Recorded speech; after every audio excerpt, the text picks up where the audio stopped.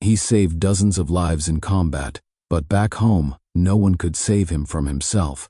Cole Merrick walked through war zones with bullets flying inches from his head, yet it was a 4-inch piece of metal lodged deep in his spine, forgotten for years, that almost killed him. Why do some wounds never bleed, but still haunt us every single day? And what happens when a man who's built his identity on strength finally has to admit he's broken? If you believe real courage means facing the war inside, hit subscribe, because this story will stay with you long after it ends. Cole Merrick never flinched under fire. In Afghanistan, under the howling wind and the sharp cracks of gunfire, he stood tall while others ducked for cover. But on a clear autumn morning in Colorado, without a bullet in sight, he collapsed. The sun was just beginning to crest over the jagged Rockies, throwing long shadows across the dusty training field of Summit Tactical Institute. A dozen young recruits were mid-drill, sweat beating down their brows as they dropped into prone positions on Cole's command. He walked with a measured stride, arms crossed behind his back, voice calm and controlled. Cover that left flank. Move like you're protecting your brother's life, not jogging in a park. His eyes were sharp, his posture straight, but under the stoic mask, something had begun to stir. An ache in his thigh that had crept in like a whisper over the last few weeks was now roaring like a thunderclap.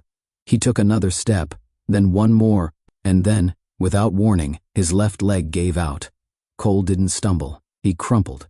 A sharp gasp rose from the recruits. His body hit the dirt with a dull thud, the impact clouding the air with a burst of fine dust. For a second, he didn't move. The wind kept blowing. The cadence of boots halted. Sarah Hastings, the Institute's lead medic and only full-time nurse, sprinted across the field before anyone else could react. "Cole," she called, her voice a mix of panic and disbelief. Her boots pounded the ground, scattering grit in her wake. By the time she dropped to her knees beside him, Cole had rolled onto his side, jaw clenched tight, hand gripping his thigh. He was conscious, but pale, sweat breaking across his temples, veins taut in his neck. "Don't touch me," he muttered through gritted teeth, breath shallow. "You collapsed," she said. "You're not walking away from this one, Cole. Not this time." "It's nothing," he growled, forcing his breath into something resembling control. "Just a cramp." But Sarah had known Cole for 5 years. She had watched him train hundreds of young men and women, push them past their limits, lecture about mental strength and physical resilience. She had also watched him quietly limp away after long drills, favoring his left side when he thought no one was looking. "Bullshit," she said, grabbing his wrist to check his pulse. "Your heart's racing. You're burning up. You're in pain." "I said I'm fine," he snapped, but the flash in his eyes was not anger. It was fear. The recruits stood frozen. One of them, barely 19, took a tentative step forward. "Do we get help?" Sarah looked up, still holding Cole's wrist.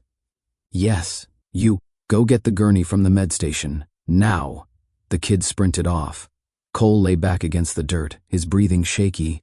The pain was spreading, not sharp, but deep, like something twisting inside him. It felt wrong, and worse than anything he'd ever experienced during deployment. Still, he kept silent. Sarah stayed by his side, brushing sweat from his brow. "When was the last time you had this checked?" she asked, soft now. He didn't answer. "Cole." 3 years, he said finally. "Field hospital in Kandahar. They said it was muscle trauma, no big deal. And since then?" He closed his eyes. "Didn't seem important." "You're lying to yourself, not just to me." Her voice broke. "Whatever's going on in that leg, it's not nothing. You've been hiding it." The gurney arrived minutes later. Sarah and another staff member lifted him carefully, ignoring his protests. As the wheels turned toward the infirmary, Cole stared up at the sky, fists clenched. He remembered the day he got hit, how the dust had filled the air, the ringing in his ears, the smell of burnt rubber and blood. He hadn't thought about it in months. Or maybe he had. Maybe he thought about it every damn day. The pain in his leg pulsed with every heartbeat. A helicopter passed far above, distant but clear. Cole's eyes followed its path across the sky. For a moment, he wasn't in Colorado anymore. He was back in Kunduz 2019, laying in the sand, blood soaking through his uniform, 2 of his men screaming nearby. He blinked, and the sky snapped back to blue. but the past had already caught up to him. Cole Merrick wasn't the kind of man who talked about pain. He was the type who swallowed it whole, buried it beneath a jawline, carved from stone, and eyes that had seen too much to blink anymore. To the new recruits at Summit Tactical, he was a legend in boots, 3 tours in Afghanistan, a chest full of commendations, and a reputation as the hardest son of a bitch you'd ever train under. They called him Iron Sergeant. He never asked for the nickname, never smiled when they used it, but he didn't stop it either. After the war, when most soldiers tried to forget the desert, Cole signed up to teach, not because he liked the sound of barking orders in the early morning or because he wanted to relive his glory days. He didn't even believe in glory anymore, but the routine kept him breathing. Marching, drills, the echo of his voice bouncing off rock and trees. It was the only rhythm he had left. He lived in a small cabin near the edge of the Institute's property.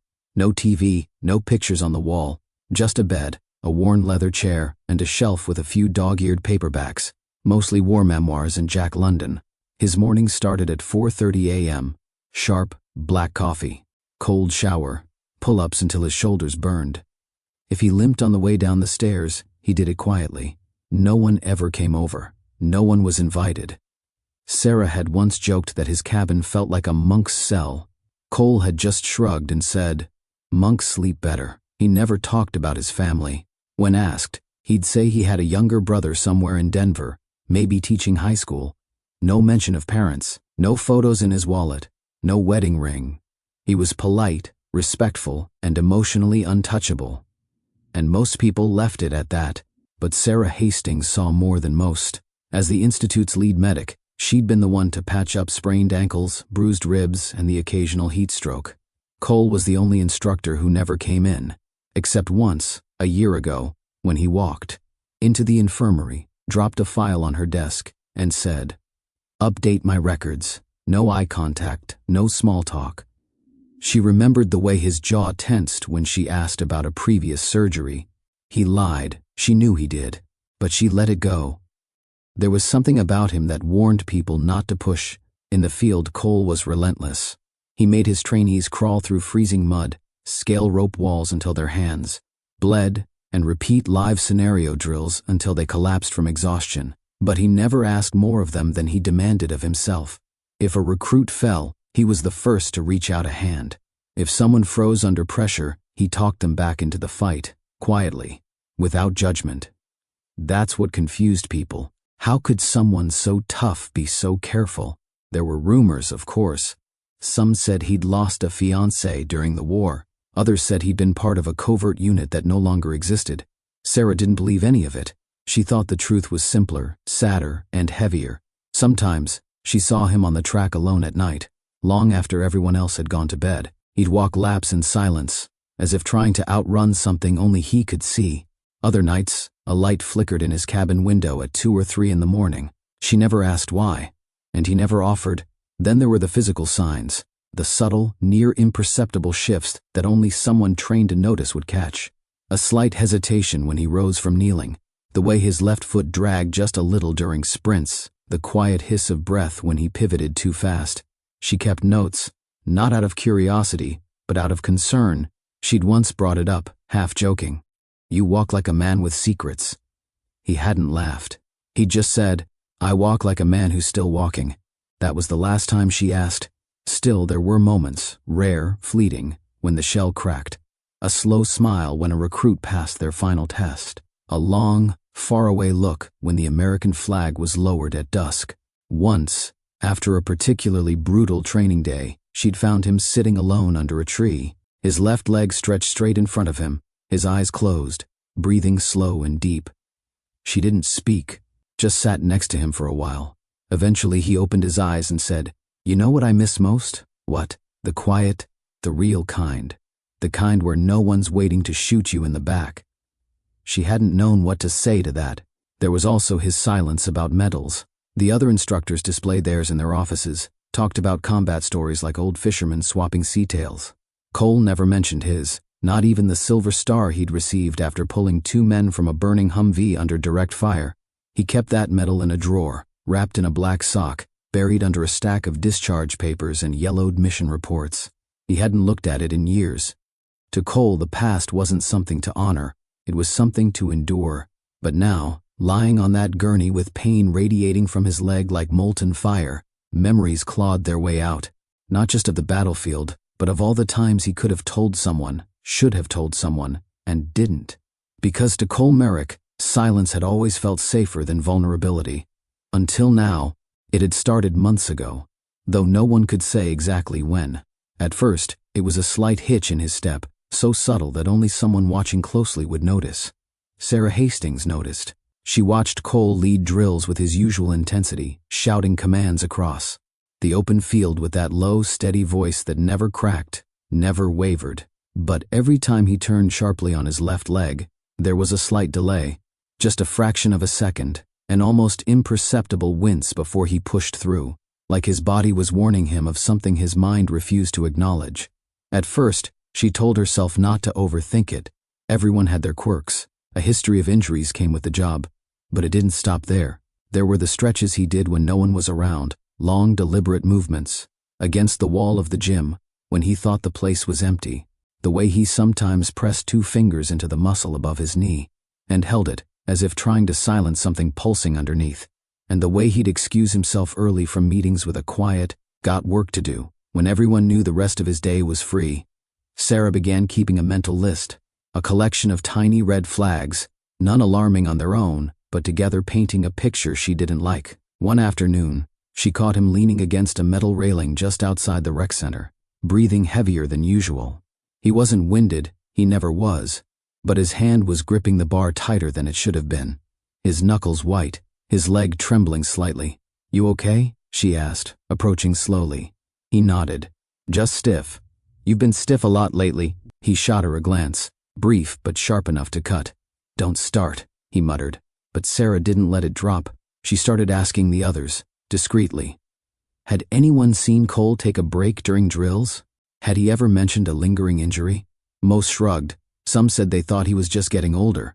A few said he'd always walked a little crooked, like it was part of his character. But then there was the matter of the pills. Once, during an equipment check in the instructor's lounge, Sarah had passed by Cole's duffel bag, left half-zipped beside a bench. A bottle had rolled out. No label, just a few rattling pills inside. She recognized the shape and color immediately. High-dose painkillers, prescription strength. That night, she sat in her office, staring at the logbooks. Cole hadn't checked into the infirmary in over a year. No prescriptions had been written in his name through the institute. He was treating himself, quietly, illegally. She confronted him the next day, not with accusations, but with concern. "I saw the bottle," she said simply. He didn't deny it. "Did you get them overseas?" she asked.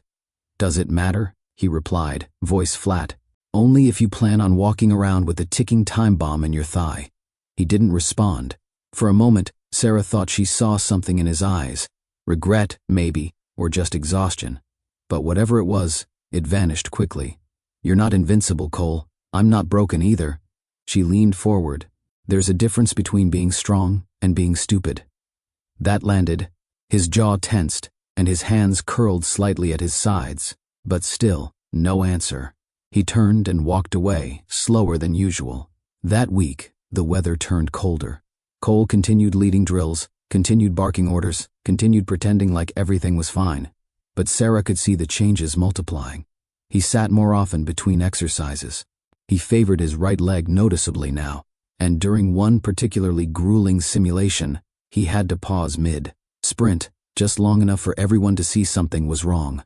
The trainees didn't say anything, but whispers spread. Cole didn't address it, didn't joke about it, didn't explain. Instead, that night, he stayed late in the training center, alone. Sarah passed by the weight room just after midnight and saw the lights still on. Through the glass, she watched him limp toward the squat rack, loaded with too much weight, and drop into a half-squat with visible pain etched across his face. He wasn't training. He was punishing himself. She knocked on the glass. He looked up, caught off guard. She opened the door. "What are you doing?" He shrugged, breathless. "Maintenance." "Cole." He didn't meet her eyes, just turned away, wiped sweat from his brow and said, "I need to stay sharp."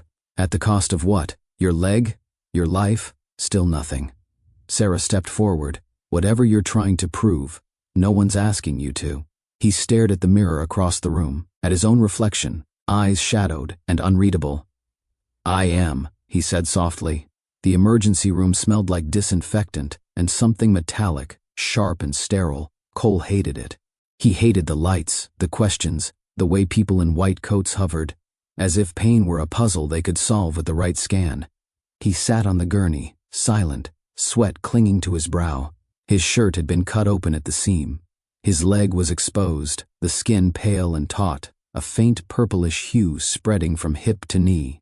Sarah stood beside him, arms crossed, jaw clenched, not speaking. She didn't have to. The nurse had already taken his vitals. Elevated heart rate, blood pressure high, temperature just under a fever. The attending physician, Dr. Rodriguez, entered the room, flipping through a clipboard as he walked. Mid-40s, squared shoulders, a calm tone that came from decades of bad news. He glanced at the vitals, then at Cole. "You're a stubborn man," he said without introduction. Cole didn't answer. Dr. Rodriguez gestured to the portable ultrasound beside the bed. "We ran a quick scan while we prepped for imaging. There's something metallic in your upper thigh, about 3 centimeters long, angled toward the femoral artery." Sarah's eyes widened. Cole didn't blink. "You've got a foreign body in your leg," the doctor continued. "Probably shrapnel, judging by the density and shape." "Old wound," Cole muttered. "Kunduz, 2019. Why didn't you get it removed?" "Field docs said it was superficial, not worth the risk." "Well, it's worth the risk now." Dr. Rodriguez moved closer, laying the scan out on a backlit panel. The glowing image of Cole's leg showed a dark, jagged line tucked deep in the muscle, perilously close to a major artery. "This here," the doctor said, pointing. "This is what nearly killed you today." Sarah stared at the image. "It's that close to the artery? Half a centimeter, maybe less. What happens if it moves? It cuts the artery. He bleeds out in under 5 minutes." The room went still. Cole shifted slightly on the bed, jaw tight. "Then don't let it move." Dr. Rodriguez arched an eyebrow. "That's the plan. But we need more than an X-ray. CT, MRI.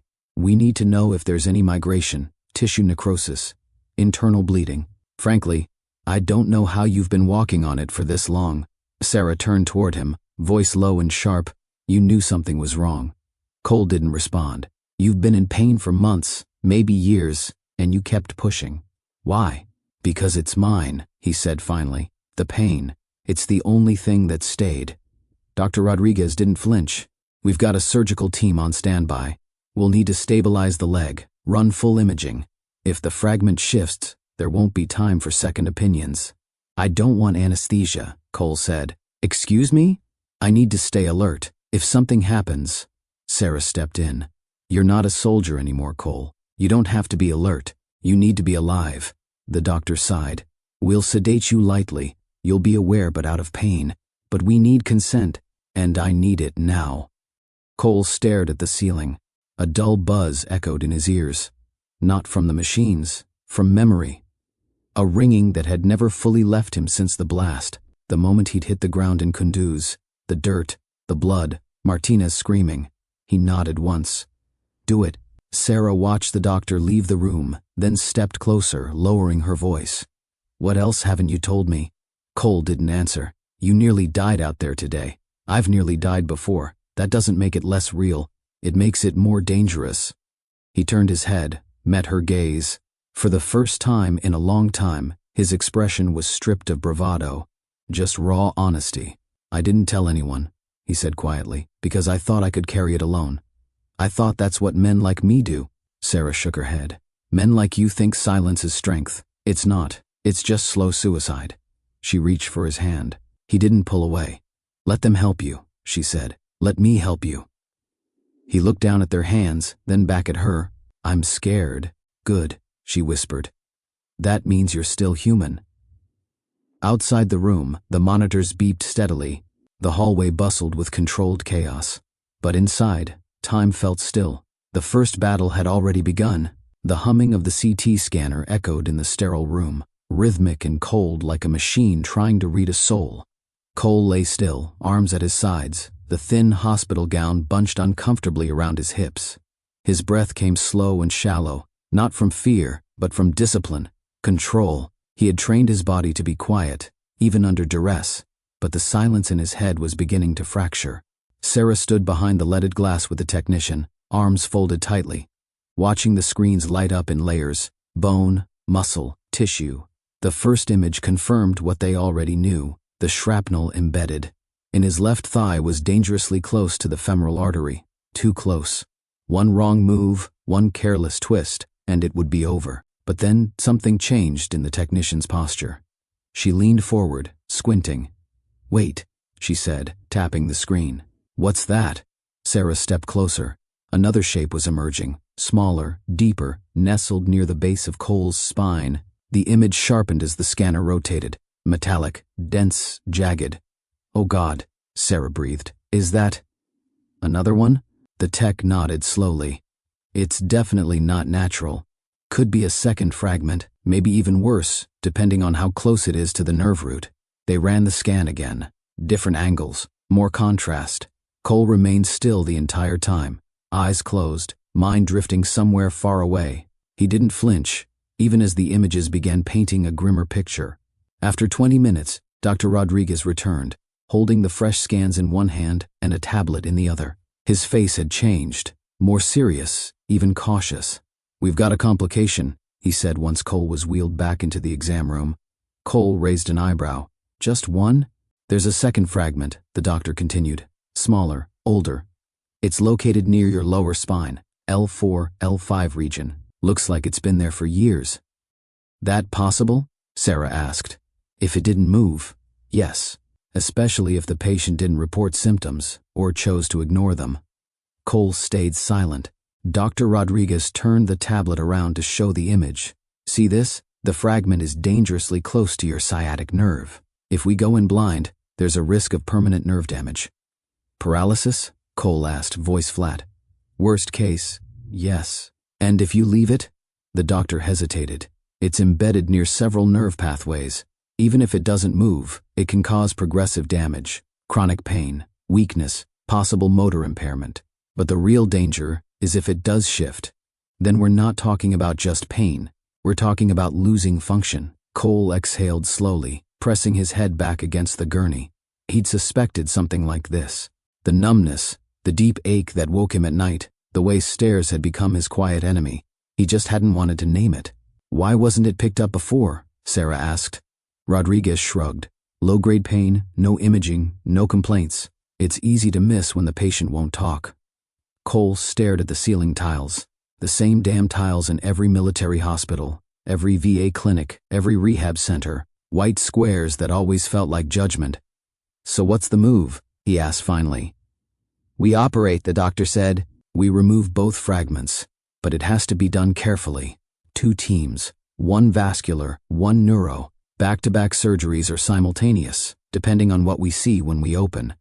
"And risk being a cripple," Cole muttered. "Or risk dying if we don't," Sarah said quietly. The room fell into a hush. Cole turned his head toward her. "You ever see a guy get paralyzed in the field?" Sarah didn't answer. "I have," he continued. 3 times. 1 from a neck shot, 2 from spinal fragments. None of them ever walked again. One of them didn't even make it a year before he put a bullet in his mouth." Sarah's throat tightened. "You're not them." "No, I'm not," he said. "But I understand them." Dr. Rodriguez gave him a moment, then spoke gently. "You have a choice, Cole, but I'll be honest, this isn't a delay it and see kind of situation. This is an act now or lose control kind of thing. We're scheduling the teams. The OR will be ready in 6 hours. If you agree, we'll prep you in 4. Cole looked at Sarah again. Her eyes were fierce, worried, but unwavering. "You trust them?" he asked her. "I trust you to stop pretending you're invincible." He almost smiled. "Almost. Fine," he said. "Get it out. All of it." Rodriguez nodded and left to begin the prep. When they were alone, Sarah pulled a chair beside his gurney and sat. "You knew about the pain in your back, didn't you?" she asked softly. "I suspected," he admitted. "Didn't want to know for sure." "Why?" He stared at his hands. "Because if I knew it was real, then I couldn't lie to myself anymore. Couldn't pretend I just needed to stretch or rest or push harder. I'd have to face it, all of it." She reached for his hand, squeezing it. "You're facing it now." He looked at her, eyes hollow but clearer than before. "I'm terrified." "Good," she whispered. "It means you're still fighting." The sun in Kunduz was unlike anything Cole had ever experienced. It wasn't just hot, it was angry, the kind of heat that burned through Kevlar and soaked into bone. Fine dust hung in the air like invisible ash, and the ground cracked under boots like brittle parchment. Everything felt dry, brittle, on edge, like the whole place was waiting for something to explode. On the morning of the blast, Cole's unit had been moving slow. Standard perimeter sweep, nothing unusual. They were 6 weeks into the tour, and even the greenest guys had settled into that strange rhythm of wartime, equal parts boredom and hypervigilance. Cole had done this kind of patrol 100 times, and that's what scared him. The moment you started believing it was just another morning, people died. He was walking third in the staggered column. Ahead of him was Martinez, loud, confident, always cracking bad jokes to calm the nerves. Behind him was Jackson, the youngest in the squad, barely 20, trying to act like a veteran even though he still flinched when a dog barked. They were clearing the edge of a narrow dirt road flanked by broken walls and bombed-out storefronts. A market street once, long gone now. Silence echoed louder than gunfire. Cole's headset crackled. "Echo 1, perimeter's clear, pushing east." He clicked back. "Copy." Eyes open. Then it happened. There was no warning. No click, no glint of metal. Just the earth swallowing sound and fire in one violent breath. An IED, pressure triggered, buried beneath a pile of bricks near the sidewalk. Martinez had stepped on it. The explosion didn't sound like in the movies. It was sharp and dirty, like the sky had been ripped in half. Cole was thrown sideways, his shoulder slamming into the wall hard enough to crack bone. Dust swallowed everything. For a moment he didn't know where up was. His ears rang, high and endless, and his mouth filled with the taste of sand and blood. Then screaming, not his own. He rolled over, lungs on fire, smoke stung his eyes. His helmet was gone, his rifle somewhere behind him. He pushed himself up on one elbow and saw Jackson crawling toward a pile of debris, toward where Martinez had been. "Martinez!" Jackson screamed. "God, he's... Cole moved on instinct. Pain shot through his thigh, sharp and hot, but he ignored it. His training took over. Eyes scan, assess, move, breathe later. Martinez was alive. Barely. His right leg was mangled below the knee, the boot completely gone, the limb twisted at an impossible angle. Blood soaked through his uniform in heavy pulses. Jackson was trying to apply a tourniquet with shaking hands, his face pale and spattered red. "Pressure," Cole barked, dropping beside them. "Higher up. I can't. Give it to me." Cole took the tourniquet, yanked it tight above the wound, then cinched it until Martinez screamed. That was good. Screaming meant he was conscious, meant he had a chance. Then Cole saw the second injury, his own. A piece of metal, sharp as a blade and about 4 inches long, was lodged in his thigh. It was buried deep, just above the knee. He felt the heat pulsing around it, the wetness spreading. But there was no time, no room for it. "Radio evac," he ordered. "Get air support now." Jackson nodded, hands fumbling with the transmitter. Martinez tried to sit up, groaning. "Didn't see it, man. I swear." "I know," Cole said. "Stay down. You're gonna be fine." Liar, he thought. The next minutes blurred, shouting into the comms, laying smoke markers, coordinating perimeter defense as backup units closed in. All the while, the pain in Cole's leg grew. At first it was just heat, then it became something colder, like ice slipping beneath the skin. They were airlifted out within 15 minutes. Martinez lost his leg. Jackson suffered a fractured skull and hearing loss. Cole was treated for shrapnel wounds at the field hospital. The piece in his thigh? Non-critical, the surgeon said. Too deep to safely extract under the conditions. They stitched him, gave him antibiotics and painkillers, and told him he could stay for observation or return to duty. He didn't hesitate. He walked out the next morning, legs stiff, jaw clenched. He never told anyone how much it hurt. Back at base, command offered him a 2-week rest rotation. Again he refused. There were still men in the field, still routes to sweep. He couldn't let anyone think he was weak. The limp worsened over time. So did the cold at night, that strange tingling in his lower back that would keep him awake. But he wore it like armor. Let it be a reminder. He told himself he was stronger for surviving it. But he wasn't. He was just harder. Sarah once asked him what scared him most about war. He didn't answer then. But he knew. It wasn't death. It was coming back broken and being told to keep smiling. It was walking through the airport in uniform, strangers thanking you for your service, and knowing you had pieces of a battlefield still inside you, literal pieces, that no one could see. It was sitting in your quiet house at night, hearing helicopters that weren't there, feeling your leg throb with pain, and still showing up at 0500 the next day to yell at kids barely old enough to shave. That day in Kunduz never really ended. It just got buried under layers of silence. Until now, the envelope had yellowed at the edges, not from age, but from avoidance. It had been folded and unfolded so many times, the creases were soft, worn like old scars. Cole kept it in the bottom drawer of his desk, beneath his discharge papers, under a manila folder labeled MISC. No one knew it existed. Not even Sarah. He'd written the letter 2 weeks after the explosion in Kunduz, during one of the rare nights, when the base generator worked long enough to keep the lights on past 2200. Jackson was still in recovery. Martinez had just been flown stateside. The barracks were quiet, thick with the kind of silence that didn't soothe, it suffocated. Cole sat at the steel desk with a pen in his hand, staring at the lined page like it was a confession booth. Then he began to write. Martinez, I don't know if I'll ever send this. Probably won't, but I need to get it out of my head before it kills me. He paused, stared at the words, and kept going. They gave me a choice that morning. Before we went out, the doc said the shrapnel was close to the artery, said I should stay back for monitoring, but I wouldn't. I told him I was fine, lied through my teeth, told myself it was nothing, just bruising and adrenaline. I didn't want to leave the squad. I didn't want them to think I was weak, but mostly, I didn't want to not be there. I didn't trust anyone else to keep you alive. He scratched through that last line, then rewrote it softer. I didn't trust anyone but myself. And maybe that's the problem. Cole remembered the tension in his chest as he wrote, the guilt that sat just beneath his ribs like a coiled spring. The truth was heavier than the pain in his leg. It always had been. You stepped on that IED because I pushed the patrol faster than I should have.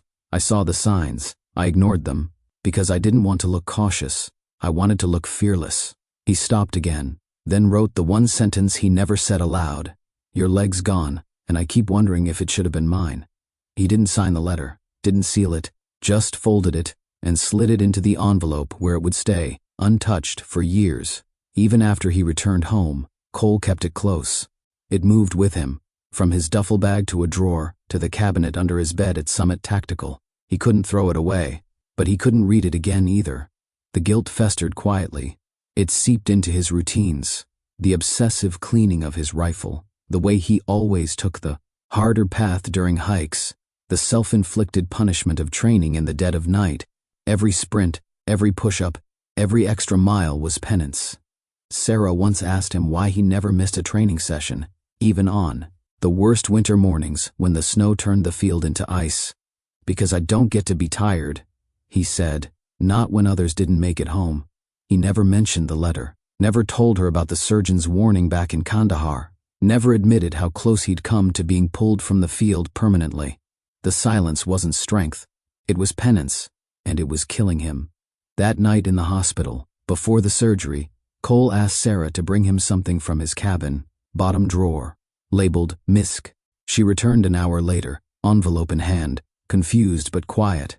He took it with trembling fingers, stared at it for a long time, then said, If I don't make it, give this to Martinez. Sarah nodded, then sat beside him. You should tell him. In person. I don't know if I can. You've been bleeding for years, Cole. Not just from your leg, from this. He didn't respond, but his grip tightened around the envelope. She leaned closer. You want to stop hurting? He looked at her. For once, the hardness in his eyes gave way to something older, something raw. Yes, he whispered. Then stop hiding from what broke you. The hospital room smelled like antiseptic and lemon floor cleaner. But when Martinez stepped in, it was as if the air shifted. He wasn't in uniform anymore, just jeans and a Denver Broncos hoodie, but his presence still had weight.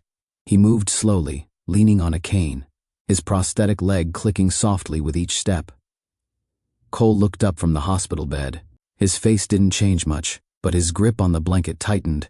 Hey, Martinez said, standing at the foot of the bed, that familiar crooked grin playing at the corners of his mouth. Still pretending you're tougher than steel? Cole exhaled a dry chuckle. Takes one to know one. Sarah, seated in the corner, rose quietly. I'll give you 2 a minute. Martinez watched her go, then turned back to Cole. For a long moment, neither of them spoke. Then Martinez said, Jackson called me. Cole raised an eyebrow. He's still talking my ear off behind my back? Only when it matters. He moved to the chair beside the bed and lowered himself into it with a grunt. Said you were finally letting doctors cut that damn leg open. Thought maybe hell froze over. Cole smirked faintly. Guess miracles do happen. Silence hung between them again, but this time it wasn't awkward. It was full. Martinez finally broke it. I read the letter. Cole's face tensed. You weren't supposed to. Sarah gave it to me. She said you wanted me to have it if you didn't wake up. Cole looked away, jaw working. His voice, when it came, was barely a whisper. I meant every word. I know. Another pause. Martinez leaned forward. But I need you to hear something from me. I never blamed you. Not for a second. Cole blinked. Even though I pushed us forward too fast, even though I knew the risk and ignored it. Martinez shrugged. You led. That's what leaders do. Sometimes shit happens, and we can sit around pointing fingers, or we can live with what's left. I didn't lose my leg. No, Martinez said, tapping his prosthetic. But I lost mine with my eyes open. I knew the job. We all did. I'd follow you again tomorrow if I could. Cole swallowed hard. His voice cracked. You almost died. But I didn't, Martinez said firmly. And I've built a damn good life since. Got a daughter now. Bought a house. Hell, I run marathons with this thing. He knocked on the metal leg, grinning. You're not the only one who kept going, Merrick. But you're the only one who tried to outrun the guilt. Cole's hands trembled slightly. He looked down at them. I thought if I could carry it, alone, it'd make up for it. Martinez leaned in closer. You think that's noble, but it's just fear wearing a soldier's face. That hit hard. Cole exhaled through his nose. You know what I hated most about the pain? What? It gave me something to focus on, something to control. The second I let go of it, I didn't know what was left. Martinez nodded. That's what healing feels like dying a little first. They sat in silence again. But this time, something had changed. Cole reached toward the drawer beside his hospital bed, pulled out a folded photograph, worn, edges curling. It was the only picture he'd kept from their deployment. Him, Martinez, and Jackson sitting on a Humvee, all covered in dust, smiling like fools. I look at this sometimes, he said. Try to remember what it felt like. Before the blast. Before everything broke. Martinez took the photo, looked at it, then handed it back. We were never whole, Merrick. None of us. But broken doesn't mean useless. He stood slowly, tapping his cane twice on the floor. You've still got a lot left to give, but not if you keep bleeding alone. He paused at the door. Come see me when you're on your feet. My little girl thinks all soldiers wear capes. You should prove her right.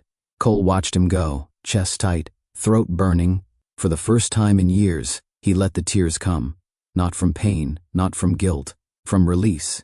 The operating room was ice cold, humming with the sterile rhythm of machines. Cole lay on the table, his body draped in pale blue sheets, monitors strapped to his chest, an oxygen mask over his mouth. Above him, bright surgical lights blazed like miniature suns, and voices moved around him, calm, clinical, but edged with urgency. Vitals steady. Begin sedation. The anesthesiologist leaned over him. Sergeant Merrick, you'll feel lightheaded. Count back from 10 for me. He didn't respond, just nodded once, as the familiar blackness curled at the edges of his vision. 10, 9, 8. The room dissolved, but the past did not. In the darkness, his mind took him back, not to the war, not to pain, but to something older. He was 8 years old, running barefoot through the dry grass of a field behind his childhood home. His younger brother Danny chased behind, laughing, their father watching. From the porch, with a beer in hand and a distant look in his eyes. Keep running, Cole, his father had said. Faster men don't get caught. Even then, he had known. His father wasn't talking about games. The memory shifted. Now he was 17, standing in a recruiting office, signing away his youth. The man behind the desk said, You've got the look of a lifer, and Cole had nodded, already a soldier in his heart. Then came the first firefight, the first loss. The first time he had to zip a body bag closed. And somewhere beneath it all, the pain had started. Not just in the body, but in the soul. The darkness pulled him deeper. Now he was floating, not weightless but unanchored, as if the very core of him had been detached. The machines in the OR beeped faster. The surgical team worked in practice synchrony, but the bleeding was worse than expected. The fragment near the femoral artery had shifted slightly. A millimeter too far, a thread too close. BP dropping. He's bleeding out. Clamp it. Now. The second team, positioned at the base of his spine, paused for a heartbeat, waiting for the vascular team to control the hemorrhage. A nurse turned pale. The anesthesiologist adjusted the dosage. Inside Cole's mind, another door opened. He saw Sarah, sitting beside him on the porch just a month ago, sipping coffee in the early morning. She had asked him what he would do if he ever stopped fighting. He didn't answer then. But now he knew. He would live, if life would let him. Inside the room, his body convulsed slightly. The surgeon cursed under his breath. "We're close. Stay with me, Merrick. You've come through worse." Back in the void, Cole found himself on the battlefield again. Only this time, he wasn't fighting. He was walking through it, slowly, alone. The sky was red, the sand cold beneath his boots. There were figures in the distance. Martinez, Jackson, even men he barely remembered. They were standing still, watching. He approached. Martinez nodded. "You can stop now." Cole shook his head. "Not yet." Jackson grinned. "You always were the last one off the field." Then a voice behind him. Familiar, gentle. "You don't have to prove anything anymore." He turned. Sarah stood there, not in scrubs, but in a blue dress, wind playing through. Her hair, her face lit not by hospital fluorescence, but by sunlight. He stepped forward, chest heavy. "I'm tired," he said. She smiled. "Then rest. But come back." The sound of a flatline pierced the room. Nurses jumped. The lead surgeon didn't flinch. Defib now. Pads were placed. A jolt ripped through his body. Once, nothing. Again, nothing. "Come on, Cole," Sarah whispered, watching from behind the glass. "You stubborn bastard, come back." Inside the dark, something cracked. A single breath. Then another. On the table, the monitor beeped again, slow but steady. The surgical team exhaled in unison. The bleeding slowed. The clamps held. The second team moved in, removing the spinal fragment with precision. After nearly 6 hours it was done. 2 pieces of shrapnel, one from a battlefield, the other from a silence long buried, finally gone. Cole was wheeled into recovery, unconscious, pale but alive. Sarah waited beside his bed as the hours passed. At some point Martinez returned with coffee, sat on the windowsill, and said nothing. The sun rose. Cole stirred, then opened his eyes. At first, everything was blurry. Light, shape, sound. But then he saw her, and for the first time since they'd met, he let himself feel everything. Gratitude, relief, hope. Sarah smiled, tears in her eyes. "Welcome back." He blinked slowly. "How long?" 10 hours. You scared everyone." He exhaled. "Sorry, I'm not used to surrendering." "You didn't surrender," she said, leaning forward. "You fought the right battle this time." Cole looked past her, out the window, where dawn painted the sky in soft gold. And for the first time in a long time, he didn't feel like running. He felt like staying. The recovery room was quiet, except for the steady beeping of the heart monitor and the soft hum of the IV pump. Afternoon sunlight filtered through the blinds in golden stripes, casting a calm, almost sacred stillness across the space. It had been 3 days since the surgery. Cole sat upright now, supported by pillows, a thick bandage wrapping his left thigh and another just above his lower back. He moved slower than usual, not because of pain, but because something inside him had shifted. For the first time in years, he wasn't in a rush to be anywhere. Sarah sat by his side, legs crossed, clipboard in her lap. She wasn't dressed in scrubs today, just jeans and a faded green sweater. Her hair pulled back loosely, still professional, still steady. But something in her posture said this wasn't just about his charts anymore. "You've had no fever for 36 hours, she said, skimming the papers. "Blood pressure's stabilizing, and you've asked for fewer pain meds than any patient I've seen in weeks." Cole smirked. "I thought you liked tough guys." She didn't smile back, just looked at him. "I like honest ones." He held her gaze, then nodded slowly. "Then maybe it's time I stop hiding." She put the clipboard down. Cole inhaled deeply, then exhaled as if preparing for a mission. I used to think pain was the only thing that made me real, that if I could keep walking, keep shouting, keep pushing, then I hadn't lost anything. But the truth is, I was broken long before the shrapnel. Sarah leaned forward slightly. Say more. He paused. After Martinez lost his leg, I carried something heavier than guilt. I carried this belief that I had to be perfect, or people around me would suffer. So I never rested, never admitted fear. I just kept stacking bricks on top of a wall no one asked me to build. He looked at his hands, calloused, steady, but now trembling at the edges. I wrote letters I never sent, avoided calls I never returned. I punished myself for surviving. Sarah reached out, gently placing her hand over his. You're not alone in that. He swallowed hard. I know. Now? He looked up at her, something softer in his eyes. I thought I could carry it alone because I was trained to, but I forgot something. She waited, that even in a war zone we fight in units. We lean on each other. I just forgot how to lean. Sarah smiled, tears pricking the corners of her eyes. Then lean now. He nodded, his grip tightening around her hand. I'm scared, I know, not of dying. I'm scared of who I am without the pain. She squeezed his hand gently. Then let's find out together. They sat in silence, not the kind that divides, but the kind that heals. Later that evening, Martinez came by again, this time with his daughter, a 6-year-old, spark plug named Lila, who marched up to Cole's bed with the confidence of a general. You're the one who saved my dad's life, she announced. Cole blinked, taken aback. I helped, yeah. She tilted her head. Do you have a cape? Martinez chuckled. Told you. Cole smiled, the first real one in a long time. No cape, kiddo, just a really old pair of boots. Lila climbed into the chair beside him. Can I draw on your cast? He lifted an eyebrow. It's not a cast. She looked disappointed. But, he added, I've got this bandage. You could sign it.